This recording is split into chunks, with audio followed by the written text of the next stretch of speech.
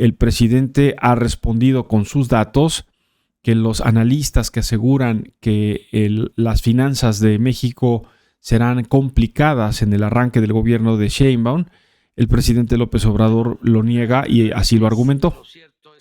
Aquí en este caso coincide de que el que está actualmente de secretario de Hacienda va a continuar como secretario de Hacienda. Entonces, no hay ningún riesgo, no hay ningún temor a nada. Y además las finanzas públicas están muy fuertes en nuestro país. Bueno, ahí están los argumentos del presidente López Obrador. A ver, vamos a ir recordando, haciendo un poco de memoria a propósito de lo que en este programa hemos ofrecido cada vez que se trata de analizar los asuntos de los resultados del gobierno del presidente López Obrador. Y este asunto del manejo de la economía es uno muy importante.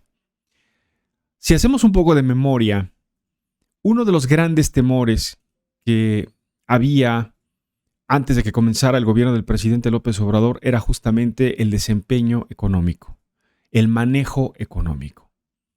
Y de sus críticos, antes de que comenzara su gobierno, se decía que era muy posible que hubiera una gran devaluación del peso frente al dólar, cosa que no sucedió.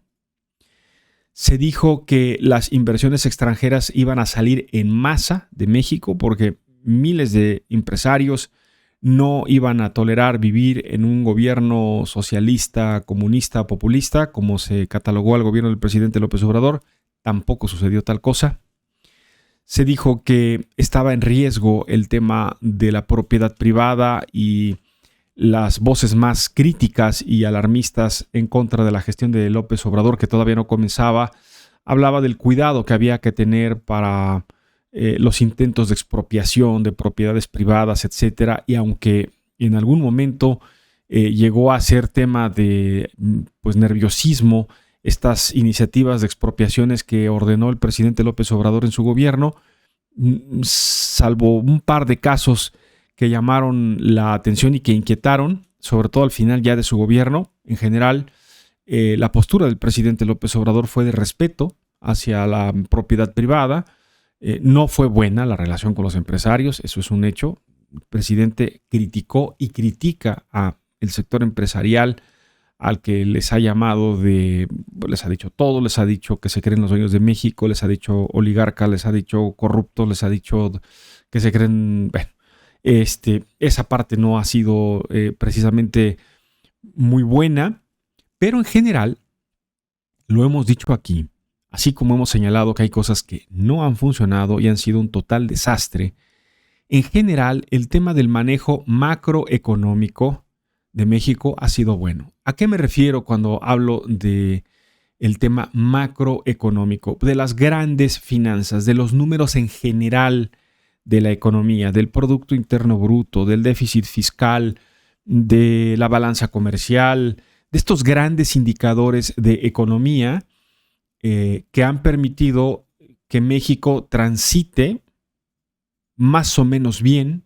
en un escenario que no perdamos de vista, afectó no solamente al gobierno del presidente López Obrador, sino a todos los gobiernos en el mundo, que fue la pandemia.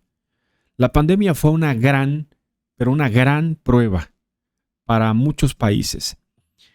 Tanto así que hoy en día muchos países se siguen sacudiendo, siguen temblando todavía, como si hubiera sido un gran temblor, y sigue habiendo todavía algunas resonancias, algunas cosas se quedaron vibrando, de gobiernos que ante la crisis económica que dejó la pandemia y de las decisiones que se tomaron entonces en el momento crítico, cuando la economía se paralizó, cuando muchos gobiernos se endeudaron para generar dinero y derivó después en ello en un problema de inflación que estamos enfrentando en todo el mundo. México no es la excepción. En México, la postura del presidente López Obrador fue cerrar las arcas del gobierno, no le dio un peso a las grandes empresas, no hubo incentivos fiscales, hubo algunos apoyos, adelantos de apoyos, muy conservadora la administración del presidente López Obrador en materia económica. No acudieron al endeudamiento, México no acudió al endeudamiento masivo como otros países para salir de la crisis y se flotó. Esa es la verdad. Sin embargo, eso no quiere decir, y no estoy diciendo aquí, que la prueba está del todo salvada y de todo aprobada. ¿Por qué? Porque hay cosas en la economía, sobre todo, eso es importante entenderlo, que como acabo de dar un ejemplo de las vibraciones que se van quedando, como si fuera un eco, un poco así es como funcionan los efectos económicos en los gobiernos, en los temas macroeconómicos. Los resultados no son inmediatos, los resultados son a mediano y a largo plazo. Entonces, este manejo que hasta ahora, que hasta el día de hoy, se debe de reconocer que el manejo económico de la gestión de Andrés Manuel López Obrador fue un buen manejo, en general, en lo macroeconómico, no me estoy refiriendo a la microeconomía, ese es otro tema, sino a las finanzas nacionales, en general fue bien manejado. Ahora, los análisis, las revisiones, las previsiones, los pronósticos de quienes saben del tema advierten que en los próximos años, quizá en los próximos 3 años, de manera progresiva, como si fuéramos de subidita, permítanme la analogía, México va a comenzar a enfrentar problemas para mantener el ritmo que hasta ahora se lleva. ¿Por qué? Bueno, porque esencialmente el gobierno del presidente López Obrador mantuvo esto que le acabo de comentar, disciplina fiscal, disciplina en el gasto, austeridad, etcétera, una serie de cosas que no han quedado del todo claras dónde está el dinero de la austeridad. Pero el tema es que el gobierno del presidente López Obrador dice no va a haber aumento de impuestos y lo cumplió. Y el gobierno de la presidenta Sheinbaum dice no va a haber aumento de impuestos, tampoco va a haber reforma fiscal. Vamos a ver si lo cumple. Pero el gobierno tiene un punto, el gobierno de México y cualquier otro gobierno tiene un punto en el que ya no puede más con un gasto y tienen que comenzar a ver de dónde van a echar mano para cumplir los compromisos del gobierno. Esa es la duda que hay sobre cómo le va a ir a México y cómo le va a hacer el gobierno de México. Porque todos los días se anuncian más programas y más repartir dinero y más apoyos para acá y ahora a mujeres de 60 años y ahora a personas con discapacidad y becas universales por aquí y por allá. De acuerdo. Eso a la gente le ayuda, le gusta. Eso ya quedó claro en las pasadas elecciones que genera votos, que los asegura, que los afianza. Pero en la práctica, la pregunta, la duda es ¿de dónde va a salir el dinero?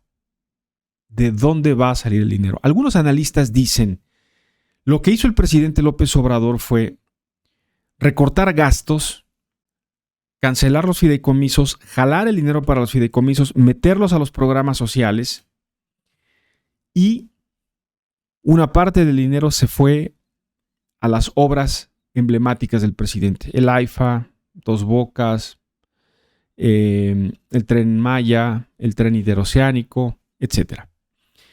Pero, a cambio, las grandes obras, los mantenimientos de carreteras, todo el mantenimiento preventivo, el tema de medicinas, el tema de mantenimiento de hospitales, se quedó prácticamente desatendido.